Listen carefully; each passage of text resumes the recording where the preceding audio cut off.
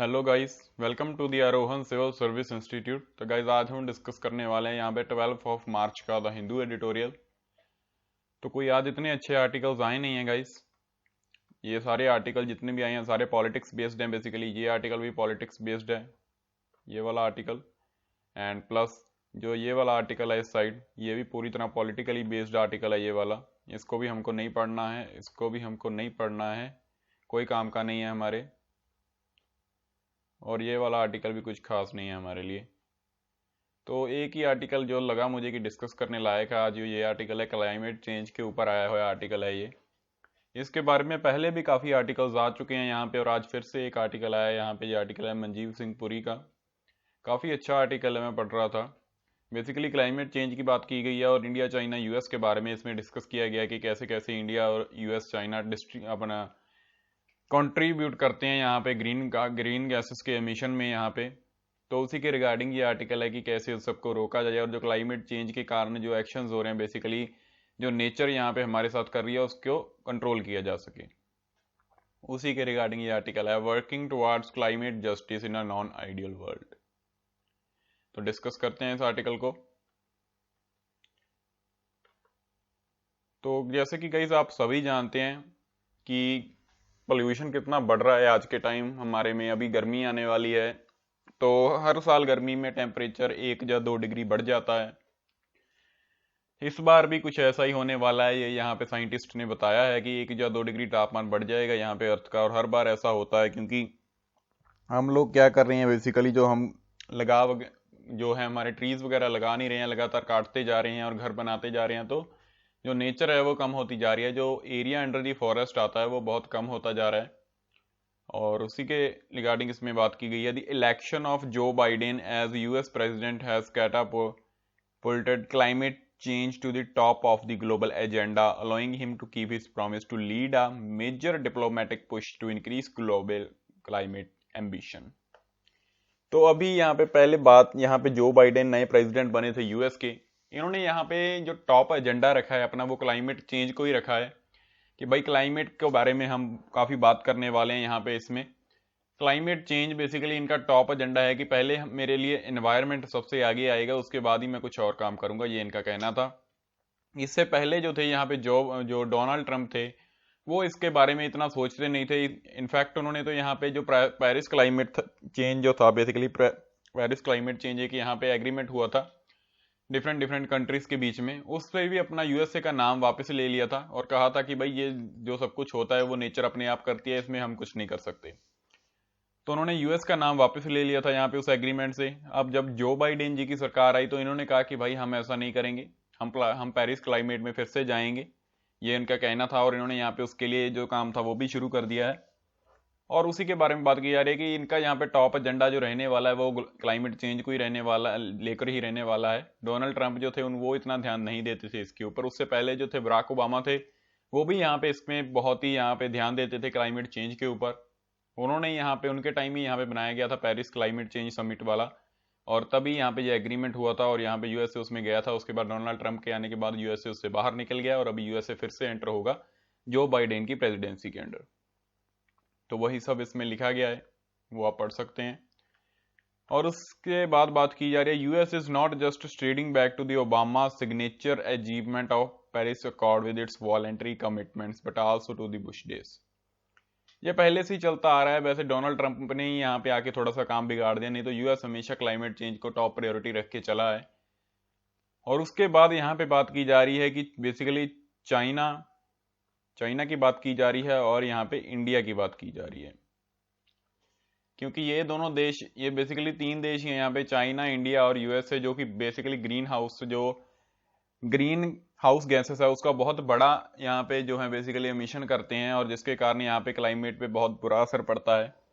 तो यूएस ने इसके बारे में यहाँ पे उठाया है कदम। इंडिया के लिए भी यहाँ पे जो प्रॉब्लम रहने वाली है, क्योंकि इंडिया बहुत बड़ा यहाँ पे एमिशन करता है इन गैसेस का, क्योंकि इंडिया में जो बिजली वगैरह बनती है कोल वगैरह से, बाकी भी बहुत सारा पोल्यूशन होता है इंडिया में डिफरेंट कॉजेस की वजह से।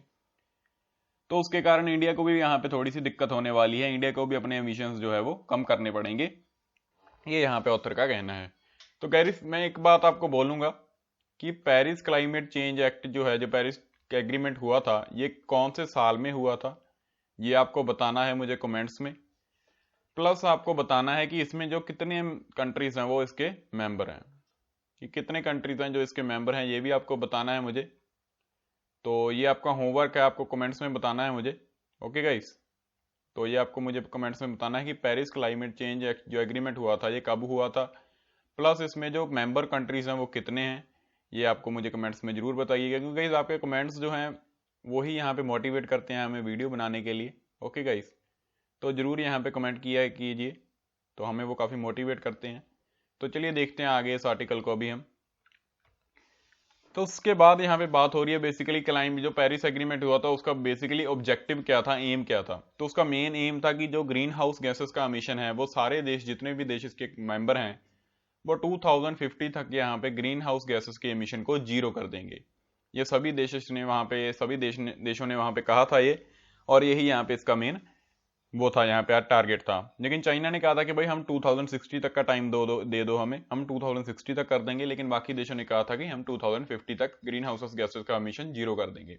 तो गाइस क्योंकि जो ये पोल्यूशन है ये एक ऐसे झटके में कम हो भी नहीं सकता, इसीलिए इनको इतना टाइम दिया गया है 2050 तक का, कि भाई तब तक आप इसको जीरो करो। धीरे धीरे धीरे धीरे बंदा शिफ्ट करता है। लाइक अभी हमारे इलेक्ट्रिक कार्स आ रही हैं इंडिया में, तो पहले बाहरले देशों में तो पहले ही आ चुकी हैं, अभी इंडिया में भी इलेक्ट्रिक कार्स आ रही हैं। तो उसको आते आते आते लोगों को अडॉप्ट करते करते थोड़ा थोड़ा टाइम लगता है, तो इसीलिए इतना टाइम दिया गया है कि सभी यहाँ पे लोग जो है शिफ्ट कर सकें धीरे धीरे। तो उसी के कारण ये इतना टाइम दिया गया है। This is all about this article guys. Climate change के बारे में ही बात की जा रही थी इसमें, और वो मैंने आपको बता दिया कि पेरिस क्लाइमेट चेंज का एग्रीमेंट क्या है वो भी मैंने आपको बता दिया। और यूएस के बारे में जब जो बाइडेन की सरकार आई है और जब डोनाल्ड ट्रंप जी की सरकार थी तो क्या क्या इफेक्ट था वो सब कुछ इसमें बात की गई है। उसके बाद यहाँ पे इस पर कुछ खास नहीं है, बेसिकली टेम्परेचर के बारे में बात की जा रही है कि कितना टेम्परेचर वगैरह इंक्रीज हो रहा है, इंडिया चाइना का क्या रोल रहने वाला है, वही सब है इसमें। तो इसे आपको पढ़ना पड़ेगा, होमवर्क दे रहा हूँ। तो आज एक ही आर्टिकल था गाइस ये, और आर्टिकल आए नहीं है इतने अच्छे आज, तो न्यूज डिस्कस कर लेते हैं थोड़ी फ्रंट पेज की। Covaxin of clinical trial mode, indigenous vaccine cleared for emergency use amid a surge in covid cases. तो यहाँ पे कोवैक्सीन जो वैक्सीन आई है कोरोना की, उसके बारे में बात की जा रही है। इंडिया की इंडिजीनियसली डेवलप की हुई एक वैक्सीन है, from Hyderabad based Bharat biotech ने इसको यहाँ पे बनाया था, ये भी आप याद रखिएगा। Has been taken off the clinical trial mode and is now authorised for, इसका यहाँ पे क्लिनिकल ट्रायल हुआ था उसको इन्होंने क्लियर कर लिया है, और अभी यहाँ पे इनको इमरजेंसी यूज के लिए यहाँ पे अप्रूवल कर दे दिया गया है कि इसको इमरजेंसी में इस वैक्सीन को यूज किया जा सकता है। ये यहाँ पे बेसिकली इनका क्लिनिकल ट्रायल मोड में पक्का हो गया है, तो इसे आप याद रखिएगा। PM to attend first quad summit today, तो इंडिया पे पीएम यहाँ पे मोदी यहाँ पे पहली बार जो है फर्स्ट क्वाड समिट यहाँ पे अटेंड करने वाले हैं। तो इस क्वाड में जो बेसिकली कंट्रीज हैं वो है US, India, Japan and Australia. तो यहाँ पे बेसिकली चाइना की एग्रेसिवनेस को यहाँ पे टैकल करने के लिए स्क्वाड को बनाया गया था, इसके बारे में हमने बहुत बार डिस्कस कर लिया है। ओके गाइस, नेक्स्ट कुछ खास न्यूज है नहीं पेज के ऊपर, बिजनेस पेज के ऊपर चल लेते हैं सीधा। आर्टिकल्स हमने डिस्कस कर लिए हैं यहाँ पे।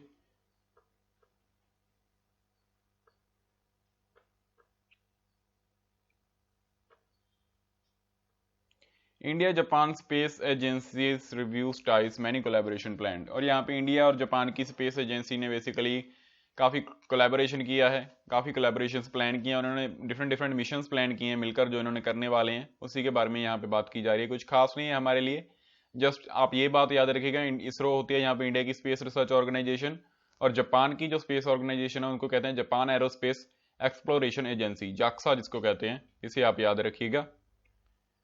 और इंडिया और जापान ऑलरेडी वर्किंग ऑन, यहाँ पे मिशन पे इंडिया और जापान की दोनों स्पेस एजेंसी मिलकर वर्क कर रही हैं, उसका नाम है यहाँ पे लूपेक्स, जो जिसकी फुल फॉर्म है joint lunar polar exploration mission, इसका ये नाम है, इसको भी आप जरूर याद रखिएगा। Self reliant India is good for world, तो यहाँ पे सेल्फ रिलायंट इंडिया की बात तो हो रही है लेकिन ऐसा कुछ हो नहीं रहा है आज के मामले में। आप भी सभी जानते हैं सबसे मेन जो हमारा किसान है वो सड़कों पे है। तो उसके बाद कुछ खास नहीं, that's all about today newspaper guys. Articles इतने अच्छे थे नहीं, सिर्फ एक ही अच्छा आर्टिकल था क्लाइमेट चेंज के ऊपर, उसके बारे में हमने डिस्कस किया। क्लाइमेट चेंज काफ़ी इंपॉर्टेंट यहाँ पे क्राइटेरिया बना हुआ है गाइस, क्योंकि क्लाइमेट चेंज जब ह्यूमन जो है नेचर के साथ छेड़छाड़ करता है ना, तो नेचर अपना रिएक्शन जरूर देती है guys. Every action has a reaction, ये बात हमने सुनी है, न्यूटन थर्ड लॉ था। ऐसे ही हमने सो नेचर का रिएक्शन हम देखते भी हैं। उत्तराखंड में अभी डिजास्टर हुआ, ऐसे सब जो अर्थक्वेक आते हैं वो सब यहाँ पे बेसिकली ह्यूमन के द्वारा बनाए हुए ही हैं, क्योंकि गाइस हम नेचर के साथ बहुत ज़्यादा छेड़छाड़ कर रहे हैं। हम जो है बेसिकली ट्रीज वगैरह लगा नहीं रहे। जो एरिया अंडर द फॉरेस्ट है वो बहुत ज़्यादा कम होता जा रहा है धीरे धीरे धीरे धीरे। तो एक टाइम आएगा कि जब यहाँ पे बेसिकली लोगों को ऑक्सीजन भी खरीदनी पड़ जाएगी। सो सभी लोग ट्रीज लगाया कीजिए, काफ़ी अच्छी बात है वो। ट्राई कीजिए कि नेचर को जितना सपोर्ट कर सकें उतना अच्छा है। So that's all about today. Thank you guys.